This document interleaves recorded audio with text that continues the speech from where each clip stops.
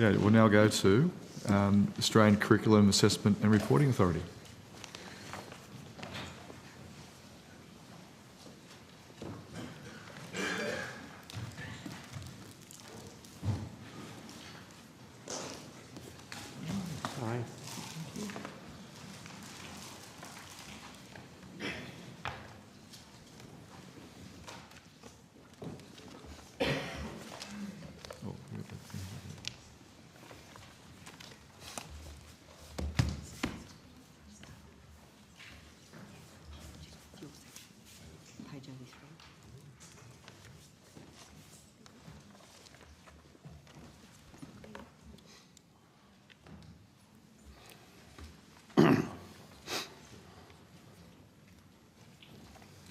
Good, thanks very much. Just before we start, we just want to remind everybody in the room and for the proceedings that under Senate Resolution 3 concerning the Broadcasting Committee proceedings, that in the room that permission to take photographs during the hearing, or other audio, etc., during the hearing should be sought from the committee prior to taking photos.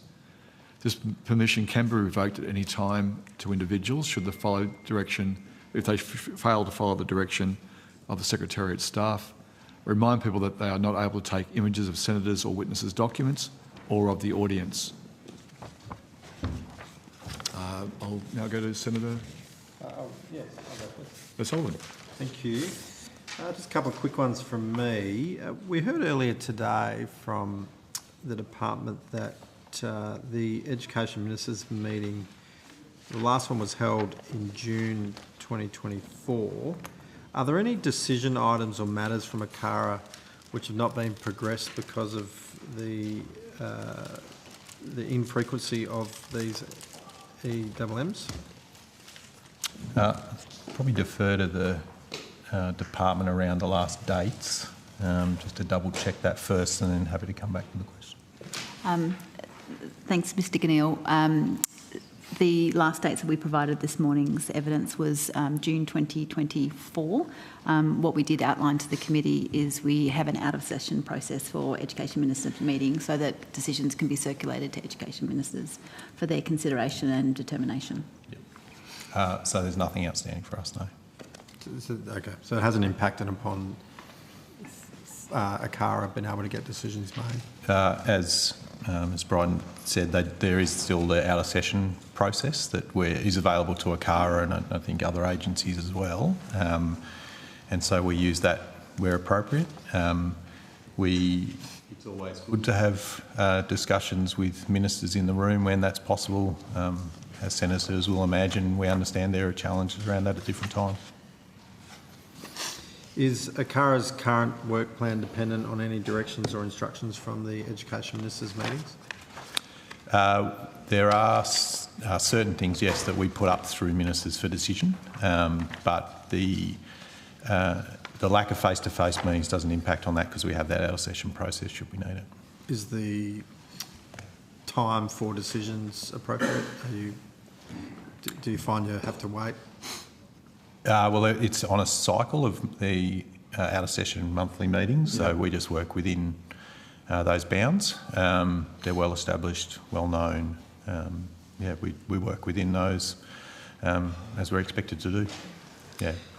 Do you have any papers or projects that are waiting on sign-off at all from the EMM? No. Okay, thank you. Senator Henderson, Chair. Senator Henderson. Thank you very much, Chair. I'm Mr Ganil. Good afternoon. Good afternoon, and Senator. Mr Dyer. I wanted to ask you, speaking of Dyer, of the dire state of civics education in this country. You released a report just over 10 days, some 10 days ago, which found that there was a failing number of students, only I think 1 in 3 or less than 1 in 3 Year 10 students who had proficiency in civics and citizenship education. This is obviously pretty alarming. Can you give us more information about that and what action you're taking as a result of your findings? Thanks, Senator. If you wouldn't mind, Senator, we did have an opening statement to provide, so I'm happy just to send that around if I can, just as background for people. I'm not sure if the message came through appropriately, but if people have... No, I'll go straight to your question, Senator, but I thought before I get into it, we'll table it, if that's okay. Sure. Do you want to give that opening statement? If you could table it, if you'd like to speak to it, look, I'm happy to go to the Senator's question, and I can come back to just maybe a brief sort of overview. It's really just talking to you about... Why don't you do that first? In fairness to Senator May, in light of what you say, the Senator may want to change the question or ask something additional, but it won't. I think maybe if we could start with an opening statement. Yeah, I think that's... Sorry, Chair. We've got a copy of it, though, that we can have a look at. Yes, there should be one being circulated now, Senator. Thank you. So I won't take much time either, Senator. I know you've obviously got other questions to ask, but I did want to give a brief update about the delivery of ACARA since the last estimates hearing, which of course was in November. And of course that's in line with our work plan agreed by all ministers. You'll understand that we're in the throngs at the moment. I didn't use that word on the written version, but I'll use that now, preparing for NAPLAN 2025. That is a significant undertaking. It requires many partners across the country, the 1.2, 1.3 million students undertaking those tests across that 2-week period. Takes a lot of effort and a lot of skill to implement. And those assessments really to check in on the development of fundamental literacy and numeracy skills, of which I think we all agree are needed for success throughout our lives. ACARA has those experts in curriculum, content, measurement, assessment, development and psychometrics who oversee that assessment process. But importantly, we work with technology providers and others right through to our schools, our teachers, our students, of course, to deliver those assessments. In terms of reporting, Senator, you just mentioned one of the reports that's been made available last week. We do continue to provide that up-to-date information as well. You may recall the last hearing and possibly before that as well, I've talked about that we don't wait until we have the full pack anymore. We release that data as it's made available. And that's been happening now for the last couple of years as we've been doing that.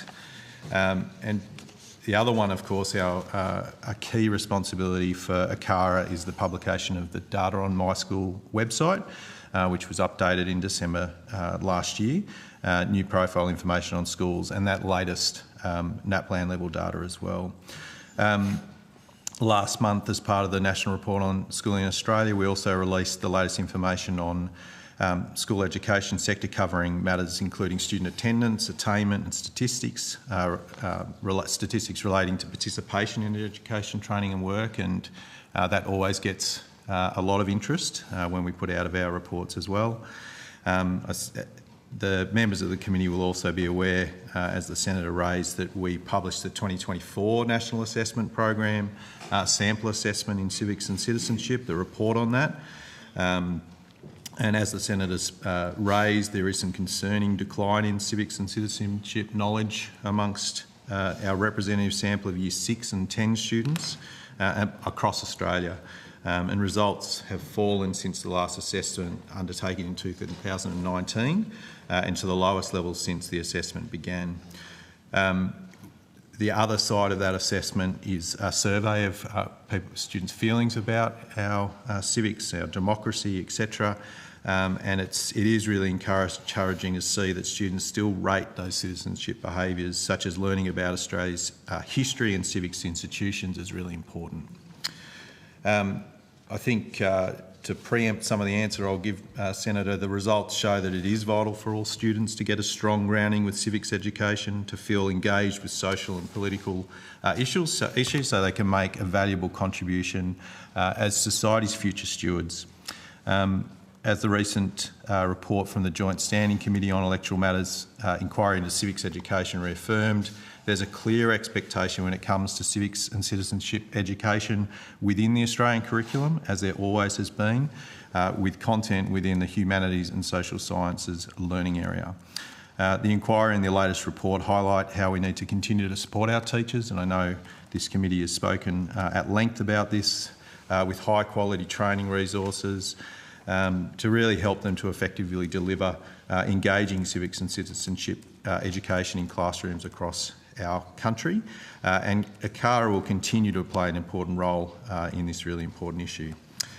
Of note, we've just released a new online course to help teachers with their lesson planning, with students with a range of learning abilities and interests, so every student achieves their potential, a really important part of the goals for schooling. And this went live in November last year. There are now 210 work samples published on the Australian Curriculum website. Those are continuing to be published. I'd like to also take this opportunity, I'll probably come to this as some of the questions come as well, and we've already had some of the conversation with Dr Donovan, who I appreciated mentioning our work together, that the mandatory content in the curriculum approved by all ministers in 2022 are those achievement standards and the content descriptions. And this provides the essential knowledge, understanding and skills we want all young people to have. I'll probably leave it there. You've got a couple more paragraphs there, but I'm happy to take questions. Senator Henderson.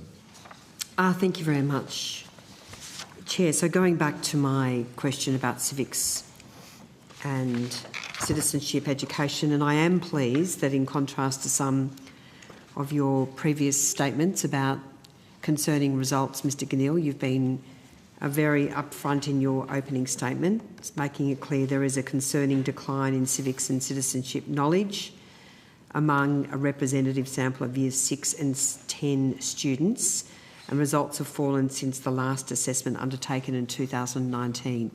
So in light of these pretty dire results, so only 4 in 10 Year 6 students meet the proficiency standard, and less than 3 in 10 students, so under 30%, are meeting the proficiency standard in Year 10, which is pretty alarming, not just for this education, but of course, civics and citizenship education provides a fundamental education about our democracy and our democratic systems and institutions, which is very important for our country.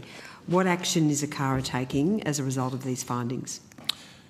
So, Senator, just to reinforce that I share your views about the importance of these matters, and they're clearly a part and an important part of the Australian curriculum and the breadth of learning that we expect for our young people, and we charge our teachers and our schools with that implementation to make sure that that occurs. In terms of ACARA's role, we continue to have the 3 yearly cycle of these assessments to check in where that's what's happening there. You'll notice that the 2019 is slightly longer than 3 years ago from 2024. We had a break in that from COVID. Despite this, Minister, you're right in that I called out the facts of the matter, that those results have fallen since 2019. I was interested, Senator, in whether we saw a more significant decline since, or a drop just from 2019, but you'll see that's across the board from when this was first instituted. Again, reinforcing that ministers, when they set these sample assessments up, saw civics and citizenship of one of only 3 sample assessments across the curriculum. So it is clearly an important part of the curriculum.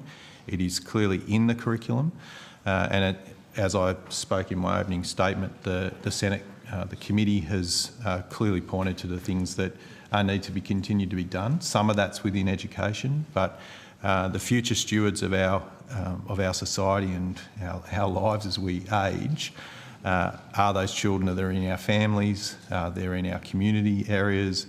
We all need to take some responsibility for making sure we lift those results, including, dare I say it, Senator, our politicians and senators around the tables. And including our curriculum regulator, which of course is yourself. So again, I go back to my question, Mr Ganil. What action is ACARA taking after these results were released? Yeah, just a point of clarification, Senator, I do want to be clear that we're not a regulator. I think that is important for this committee because we don't regulate the implementation. So just we'll make that point. Well, okay, whatever.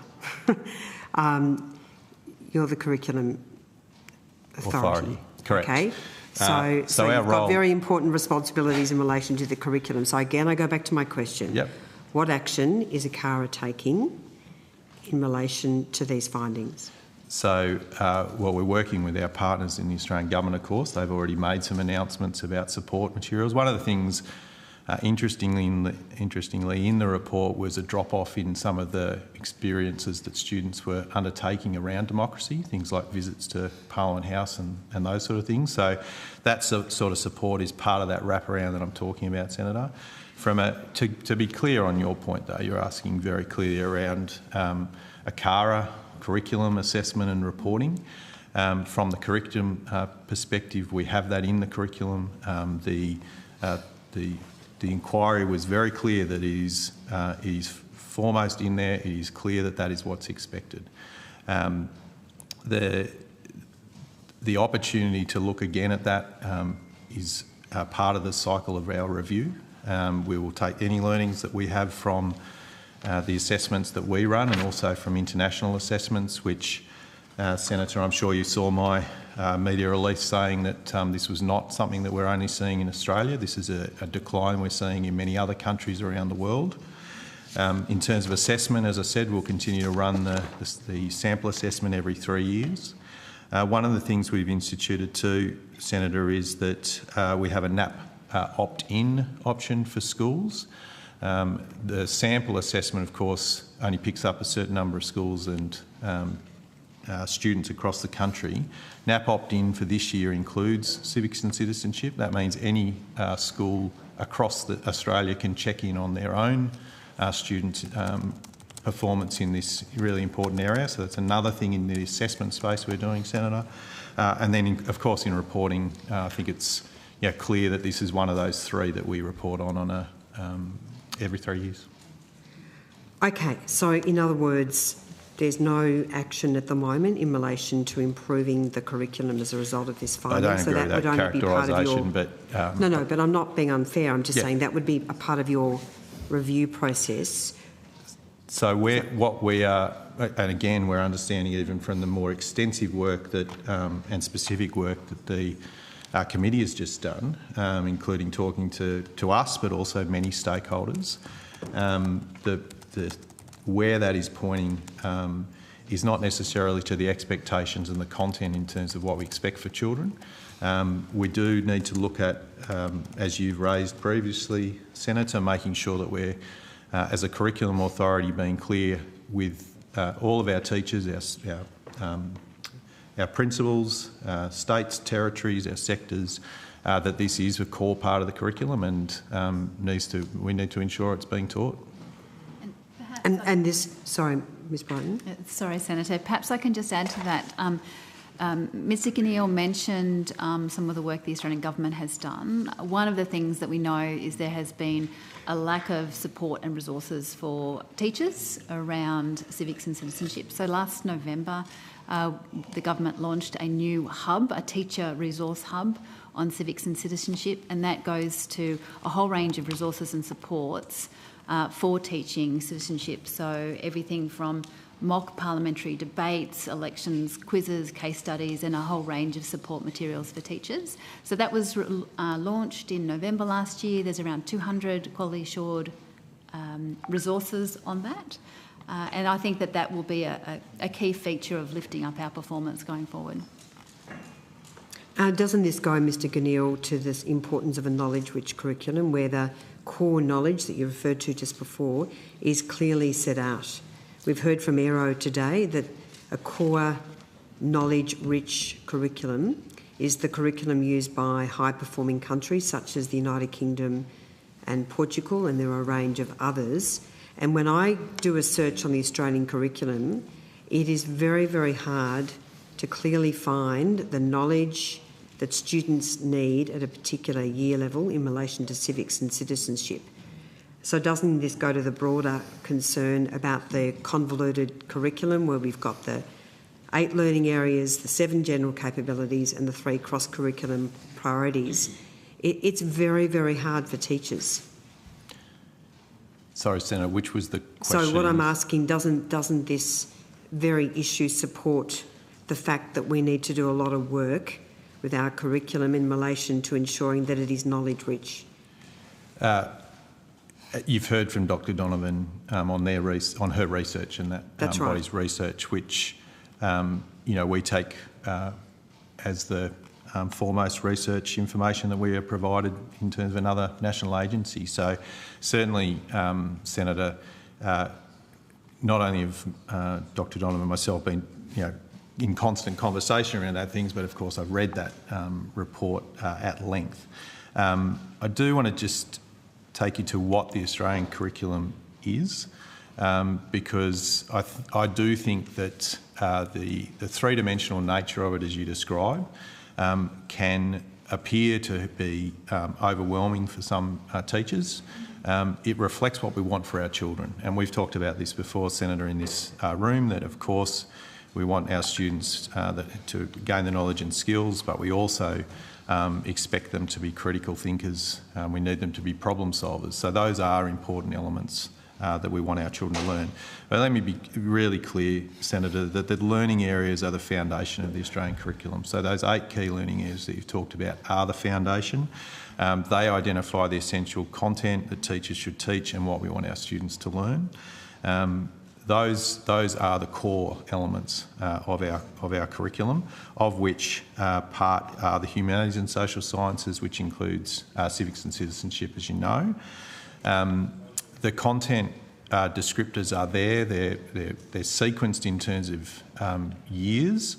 I think when we look at some of the work of Dr Donovan, but also the discussion around knowledge-rich curriculum, and what we're seeing in New South Wales with their documents that support implementation of the Australian curriculum, we do see more advice to teachers at a more specific level, which we would expect from that support material that teachers are using.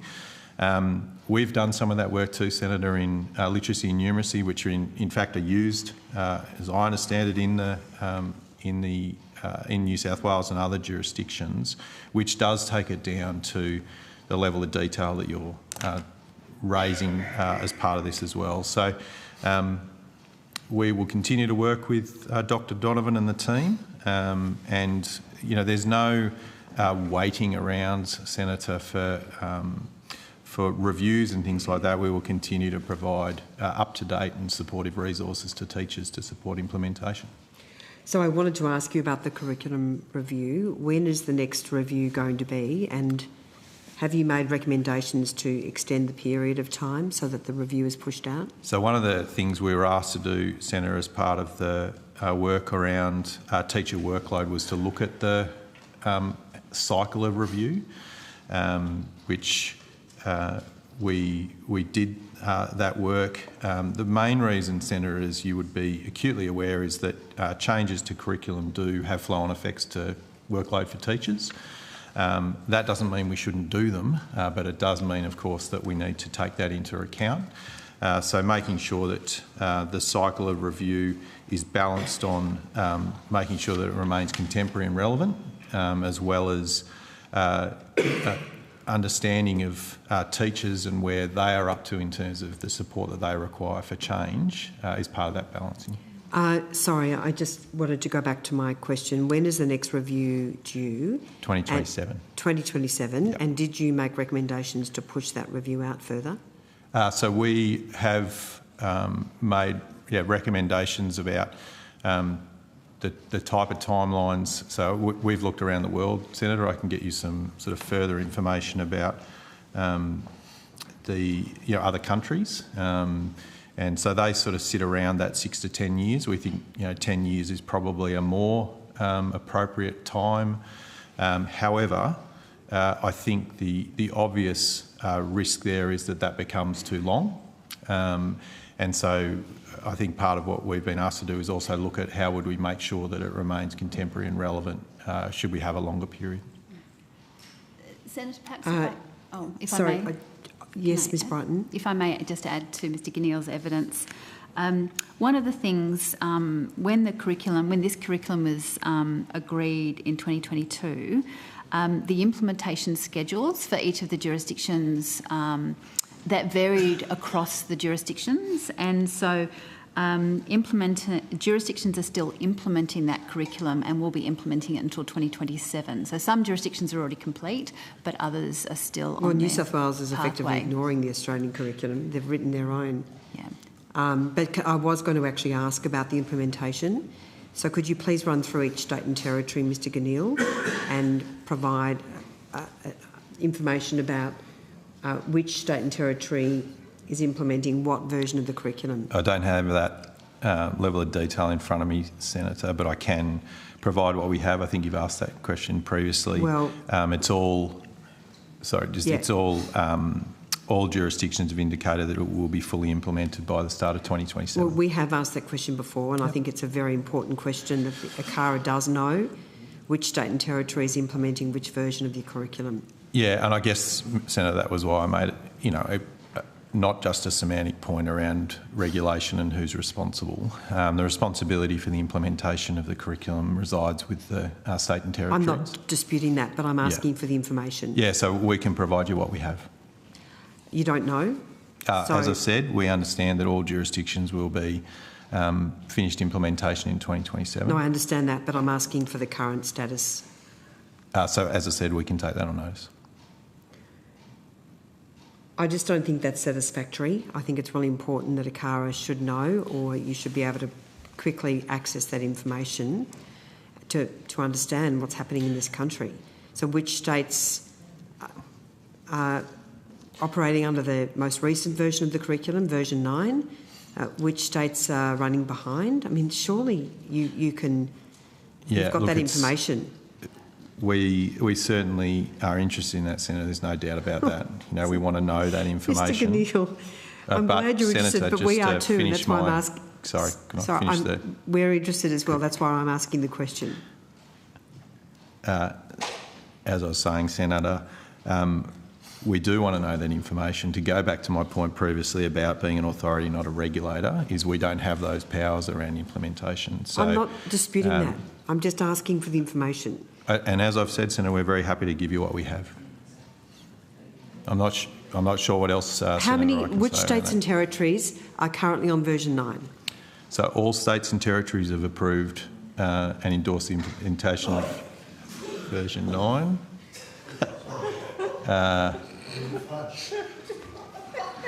It's not quite the same as the cockroach that ran across, but it was fairly distracting.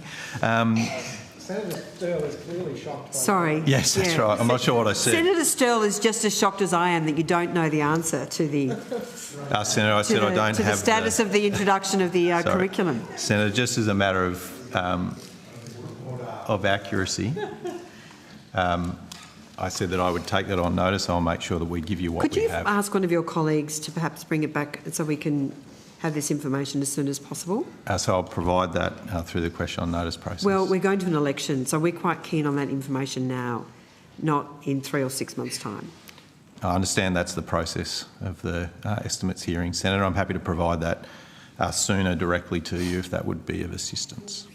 So do you see any need to bring forward the review? And I guess I've raised this with you before, but we've now seen growing evidence that the Australian curriculum is not fit for purpose. We're having more and more teachers and principals and primary principals from every sector. Catholic, independent, government, primary principals are all crying out for change. I'm surprised They are very concerned that the curriculum is not keeping up with the evidence, including the evidence that Aero has done in terms of a knowledge-rich curriculum. And so are you in any way responding or concerned about some of the concerns that you are hearing about the curriculum? I'm happy for Mr Ganil to provide an answer. I am surprised by this line of questioning, given that this is the Coalition's curriculum. It was implemented and signed off by Minister Roberts at the time, along when Mr Dutton would have been sitting around the Cabinet table. I also note some of your previous comments in relation to the curriculum as being a very important part of the Coalition's legacy, and in that it is a strong curriculum. So clearly something has changed from Senator Henderson, because there is an obvious lack of clarity about your belief in the curriculum, given that you spent years defending it and now all of a sudden you've flip-flopped and are criticising it. There's a lack of consistency from the Shadow Minister in this regard. Minister, this is not about my belief. This is about the evidence. And just since 2022, there is increasing evidence that has... it was only passed in 2022. Well, it was only do you adopted in 2022. understand that it's now 2025? Yeah, but you said in 2022. Okay, so Minister, could I just maybe let me ask my question? It's just a little bit aghast about it. In the last 3 years, there has been growing evidence, and we've heard more of that today from Dr Donovan from Aero, about the importance of a knowledge-rich curriculum, which is now being used by countries where they are seeing very high results compared to those countries, including ours, that don't have a knowledge-rich curriculum. So, and we are hearing from more and more teachers and principals about their concerns that this is asking too much. We've got the 8 learning areas, which I understand, Mr Ganil, they're the essence of the curriculum. Cool. But then we've got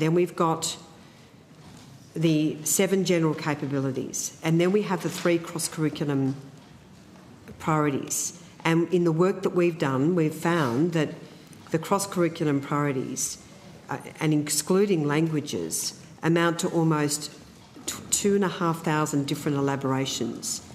So this is incredibly complex, where teachers are being asked to do so much. So what I'm asking you, Mr Ganil, is based on this growing evidence,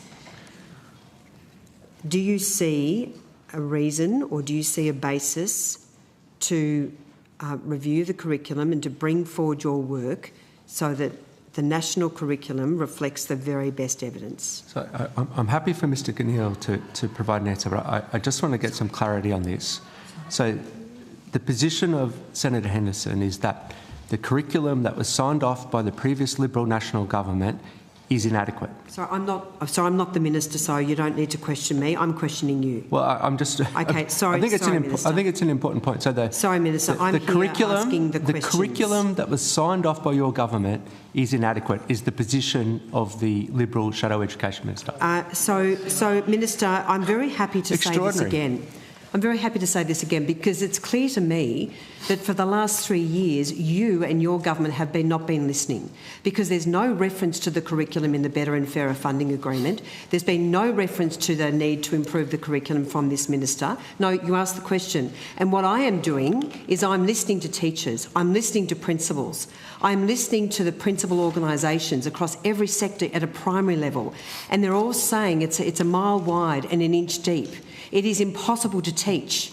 And that is why I am raising these questions. I am listening to the Australian Education Research Organisation, which has found and done a lot of work in relation to the importance of a knowledge-rich curriculum. Much has changed in the last 3 years. And when the evidence change, governments need to change. So I am listening, and I am certainly concerned about the extent to which teachers and principals are raising concerns, and I think they need to be addressed. So you're criticising your own curriculum that was signed off when you were in government and Mr Dutton was a minister, you're saying to the Australian people, trust us to come up with the next one. Honestly, Minister, this is pathetic, because I tell you why. I've just made it very clear. A lot has changed in 3 years. Well, we are now... You've certainly changed your position in the last 12 months. No. That is not true. You haven't changed I have consistently raised concerns based on the excellent work. Based on the excellent work of is a very important part of the coalition's legacy. Now you're saying it's overcrowded and I'm sorry. I'm going to raise concerns. I think I'm really being harassed here by the Minister. Can I just raise something? Senator Henderson, you're welcome to... I know there was a toing and froing, but you're welcome to make a statement, and then the Minister's welcome to respond. Yeah, I'm sorry. So the line of questions that Senator Henderson was putting to you were not overtly political at all. She's just simply asking the questions of Mr Ganil in relation to the way that the curriculum can be improved. You've taken it down to a political level. I would have thought that these matters are beyond politics. The future of Australian children and their education is beyond politics, Minister, and you're taking it to that level when it doesn't need to be. I'm more than happy. Can I just before, there wasn't really a point of order, but there's a point being made. Both Senator Henderson and Senator O'Sullivan have made a point. They both made political statements. Minister Chisholm, what would you like to say? And I've been clear, I'm happy for Mr Ganil to answer those questions. It's more just highlighting the inconsistency of the Shadow Minister for Education over recent months when it comes to the curriculum. And I think that is an important thing to be considered, particularly given what we're going to be facing over the next couple of months. Thanks very much for your commentary, Minister. I again go back to, in fact, it was my very first meeting some 2 years ago when I stepped into this job. I met with primary school principals from every sector, their industry organisations, and they raised concerns back then. So, Mr Ganil, you've seen that growing evidence in relation to a knowledge-rich curriculum. So I again ask you, based on your expertise overseeing the national curriculum and all the work that you are doing on hopefully raising student achievement and school standards, do you see a need to act more quickly in relation to the concerns that are being raised, including from our preeminent education researcher, the Australian Education Research Organisation? So there's a couple of things in there, Senator. Firstly, you're right, we should listen to our principals. Thank you. That's very clear to me, and we meet with those groups of principals regularly. It's an important part of my role, and I do those personally, Senator. I've actually got a meeting with those principals next week, so I'm looking forward to the discussion with them. I would be interested in the evidence part of it that you're talking about the Australian curriculum. I think what we've heard is that principals were part of the review process. You're right, things change. We're asking more and more of schools and more of our teachers. We've just had a conversation about civics and citizenship. Those are really important parts. So this is complex work, and trying to get the right balance.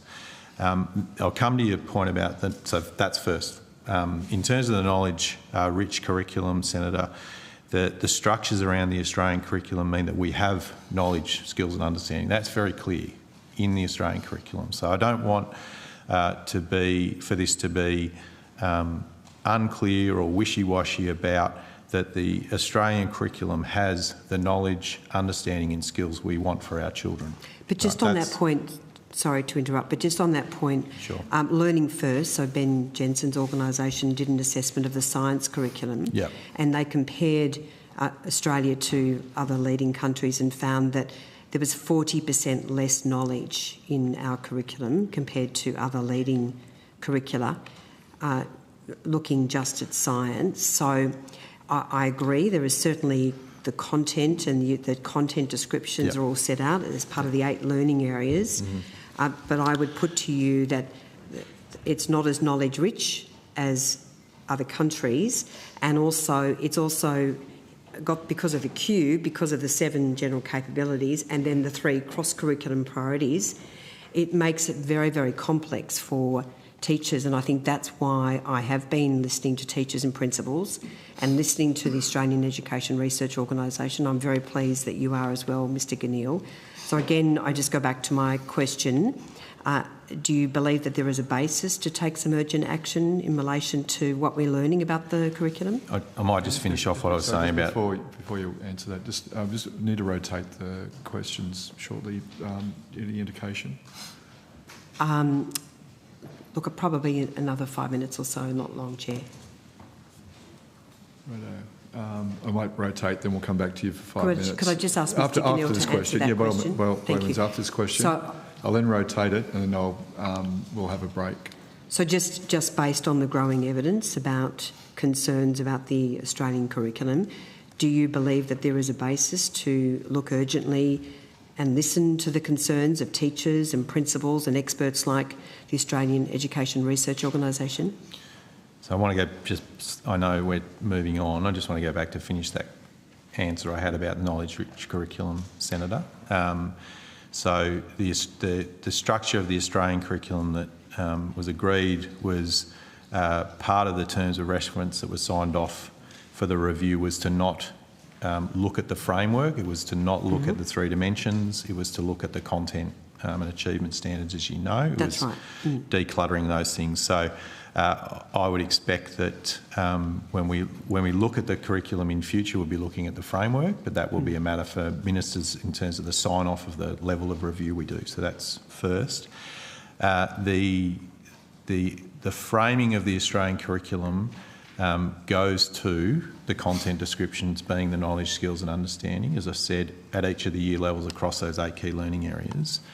I would say, and I will have further conversations with Ms Donovan about this, Dr Donovan, sorry, about this, that I'm used to calling her Jenny, of course, but Dr Donovan about this, that what we see in terms of implementation supports is the unpacking of that so that it is further distributed in the way in which you're talking about the knowledge-rich curriculum. The Australian curriculum doesn't have the mandate in terms of going further into that system. That's the responsibility of the jurisdictions in the main. I will call out, though, Senator, as I was saying before, that we have stepped into that space in some areas. So we have the literacy and the numeracy progressions, which are knowledge-rich. They're sequenced. They include what we expect children to know as a building part of their knowledge, which you will also know is part of that basis for a knowledge-rich curriculum. So that's where we currently sit, Senator. In terms of what we might do for a full review, those things, you'll be aware that took a number of years to complete. We have those jurisdictions, as we talked about, who are still rolling out the implementation of that. I want to be clear also that the Australian curriculum as it currently stands led the work around making sure that phonics is very clearly in there in terms of the content and achievement standards. And just to make clear, that was one of the big parts of work that the former coalition government did, making the curriculum stronger by implementing the requirement to teach phonics. So absolutely, that's been key and very transformational. Yes, and look, and the literacy progressions reflect that in a knowledge-rich way, right? So this, I think, Senator, what I'm trying to just do around your other question is that the balance around a curriculum review, yes, needs to include evidence about where we're up to. It also needs to reflect the workforce response and what is required there in terms of the investment in the professional learning and building teacher capability, their capacity to take on this new work. They're all part of the discussion around when to review. I think that's why, rightly so, Senator, that sits at a ministerial level in terms of direction for us. Of course, we provide advice, Senator, as you've already asked. My focus will be on that we will be continuing to provide those evidence-based implementation resources, again, which we're working together with Dr Donovan and her team. Okay, thank you very much, Mr Ganil. Thank you, Chair. Good. Absolute pleasure. Just want to clarify something. Who actually signed the national curriculum in April 2022? So it was endorsed by all ministers at the Education Ministers meeting, the Council. Right, and who was the national minister, federal minister? My understanding, it was Minister Stuart Robert, who was the acting Education Minister at the time. Thanks. And so he signed it. So what were the consequences of any question about inconsistent approaches of government on curriculum? Like where did the buck stop in 2022? If that assertion was correct. Well, it was the previous coalition government that was responsible in signing off on the national curriculum. Sounds a bit like a home goal, doesn't it? These questions that are being asked. Look, I couldn't possibly comment on that. Senator Grogan. Thank you. So how long did it take to develop? I know it takes a long time. It's quite a complex job, and obviously you've got the states and the feds all playing a role. How long did it take to develop the last curriculum? So the review was, terms of reference, set in 2020, and publication of the updated curriculum in 2022. 2022. Yeah, so and look, it doesn't start then. Just to provide a bit further information, Senator, if that's okay, that part of that is to evaluate the curriculum, to continue to be up to date with what's happening around the world, to look at the research that we've talked about earlier, and to listen to what's happening in our classrooms. So this is a balance between making sure we're asking our teachers to really implement what we all want for our children, in also ensuring that we're supporting them. This is, as I said before, it's a highly complex role and a complex task to take what we expect to occur for our children. And that monitoring of the curriculum really starts from when you put it out. So we've heard some of the anecdotal feedback about the curriculum as it currently stands. That monitoring and evaluation phase for the most recent review ran from 2015 to 2020. Okay, so effectively it was a 7-year process that was undertaken. Correct, that's right. Yeah, the previous curriculum was released 2014, if I remember rightly. And do you believe that it's underwhelming, not fit for purpose, or do you feel that this is a useful revision of the curriculum? I'm having listened to the Sure. backwards and forwards, I'm concerned that 7 years was spent developing this curriculum, and Senator Henderson believes that it's not worth the paper it's printed on.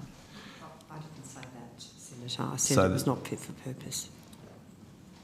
Thank you, Senator. The current curriculum which went through a rigorous review and was also signed off by all of those ministers, including passing through all of the departments and the sectors and those things in terms of support for these changes. It's why there's always a review date set. Is that these things change, our expectations change about what we need for our children. I only have to mention artificial intelligence, and we get a picture of what that might look like. I mentioned recently that when I was teaching, we didn't have social media. So these are things that change in terms of what we want our children to have more understanding and knowledge and skills about. So those things do change. The set criteria, the set content doesn't change massively over time.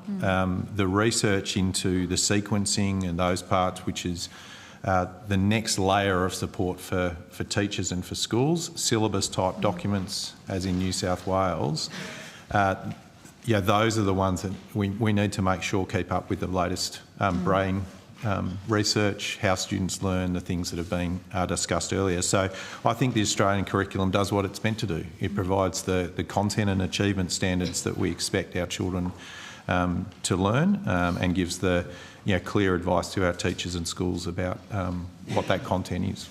So does every state, I have a sense, but does every state implement the curriculum in an identical fashion? My understanding is that's not the case. That's not the case, that's correct. How long does it take? So you implement the criteria, it's signed off in 2022 following a 7-year process to develop it. How long before you would expect to see results from any changes you had made in that curriculum? How long before you would see that curriculum being what was giving you the results you were seeing in any assessment? Sure. Well, this is an agreement I would have with Senator Henderson that we need to know when that's being implemented to determine whether it's having an impact and where. And each state being quite different. Correct. And that, from my perspective, Senator, that is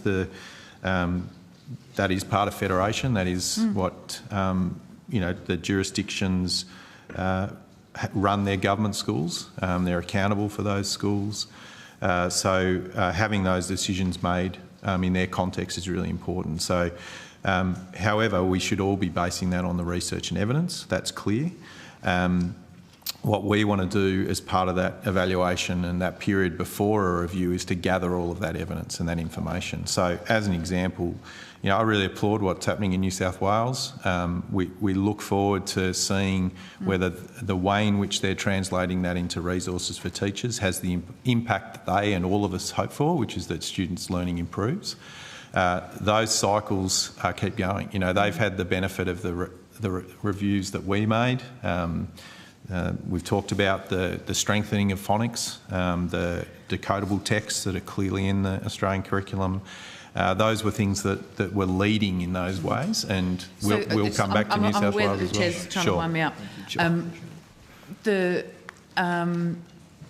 So as we see it implemented in different ways around the country, so I know, like, we go to civics, like South Australia last year determined there would be a mandated approach to civics in schools because it is such an important element, and it means that as children coming through school, they learn how to influence the world in which they live in. They learn how to influence our country and how our decisions are made and how various structures work, how our governance and democracy works, which is really critical. And so they've determined to mandate it, which is great. But that's not then what's necessarily going to happen in every other state, is it? Well, I think this is the key, Senator. I think you've picked up on the key to this. So it is mandatory in the Australian curriculum. There is no question that civics and citizenship is mandated as part of what we expect all children to learn. However, implementation, though. Yeah. Yes. The JSCAM report. Yes. I was involved in that, and significant amounts of evidence just showed us what a vastly different application. In different places, different schools even, not just different states. That's exactly right, Senator. And I think this is where in attempting to answer questions, are trying to be very clear that we don't regulate the implementation. That's not the role of ACARA. These things can always change under different leadership, etc. But at the moment, that's our role. 7 years for this particular curriculum, signed off by the coalition government, 2022, implementation still ongoing, one would assume. Yep. When would you anticipate the next review? When would the next review occur? I get that you're doing assessments and such like now, but when would you expect the next? Yeah, so on the cycle that existed last time, we'd be looking at that in 2027. 2027 start, 2027 implementation? 2027 start, yeah, getting the terms of reference done, that sort of work. Again, this can all be pulled earlier, it can be pushed out. Those are matters, though, of balance, as I've said before, that there's a lot that needs to go into those decisions. That's not a small decision. And just my last question, and I know I'm cutting you short, but That's okay. I'm feeling the vibe. What would be the risk then? Like, if you decide to chop and change it, it's been in place for 2 years, maybe not fully implemented, and you go, no, it's not fit for purpose, get rid. Where are the risks there? The way I would look at it is trying to not look at it as a binary decision about reviewing the whole thing or not. If there was fundamental changes in the way we understand that mathematics is learnt, for example, then we should be taking that advice through. And looking at those particular learning areas that might be impacted by that type of change. So now the risk there, and I know you're trying to wrap up, but I will say the risk there is that you do that in isolation of all the other work, right? So if you change one part of the curriculum, people have talked to me about this, looking at about like chapters of books, right? If you change just one part of it and you don't consider what implication that has for the rest of the book, you can have different characters that have never been introduced or whatever it might be. So, or double ups, right? And that, we've just heard about, we want to make sure that it's not overcrowded. It needs to be, have that knowledge, skills and understanding that is clear to teachers and, to take your points, is implemented well, and we're supporting our teachers to do that. Thank you. Thank you very much. Minister, can I just, a final question to you? Given the perspectives that have been represented this afternoon from this side of the table, where do you see the risks to the curriculum and to our education system of the coalition getting their hands on the education system of this country again? Well, it's been quite illuminating today, I think, Senator Grogan, for anyone who's been listening in, but obviously we've traversed a lot of the issues that I think would concern Australians, whether it be in regards to cuts to education, which we understand historically they've been responsible for. We also understand that they're taking to an election $350 billion cuts on which they'll announce once the election's been done. And then obviously the lack of consistency when it comes to the curriculum, when less than 2 years ago they were saying it's a strong part of their record and now they're criticising it. So they really are flip-flopping when it comes to the curriculum, and when it comes to the education system themselves, I think there's a lot at risk from a coalition government if it were to occur. I'd have to agree. Thank you. Thank you, Chair. Good, thanks, Senator O'Sullivan. Yeah, of course, the Labor Party would agree.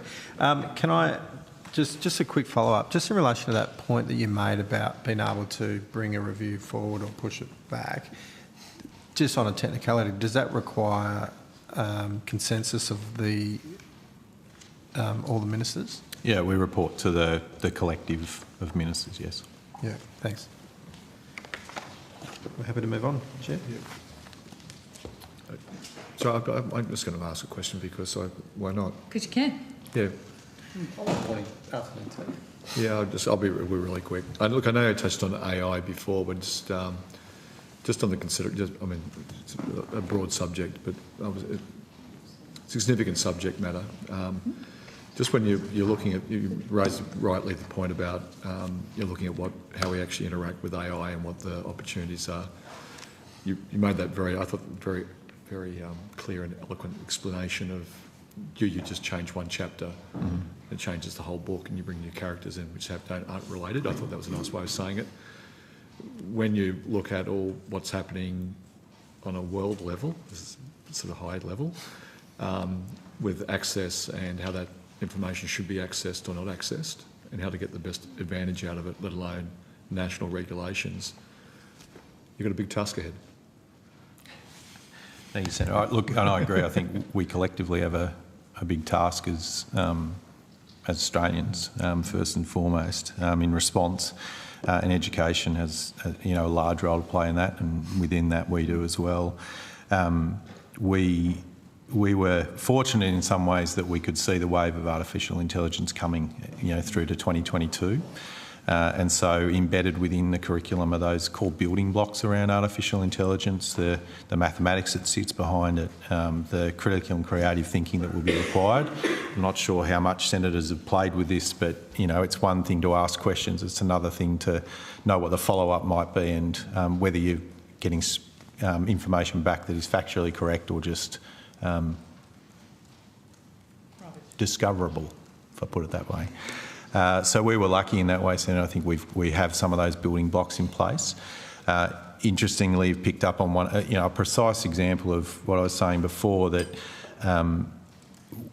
when that was coming through, we developed a curriculum connection that said to teachers, here it is, and this is where it resides currently. So we took that content, that bigger picture part of this, and said, we're doing this work for you.